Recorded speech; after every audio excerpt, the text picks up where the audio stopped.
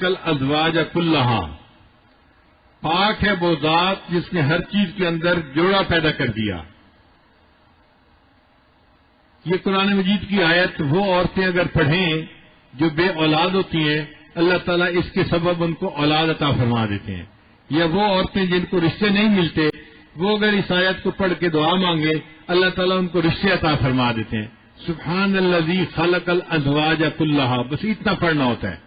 ہر نماز کے بعد 11 دفعہ 21 دفعہ پڑھیں اور اللہ سے دعا مانگیں، اللہ تعالیٰ ان کو ان کے زندگی کا ساتھی عطا فرما دیتے ہیں۔ سبحان الذی خلق الازواج کلہا۔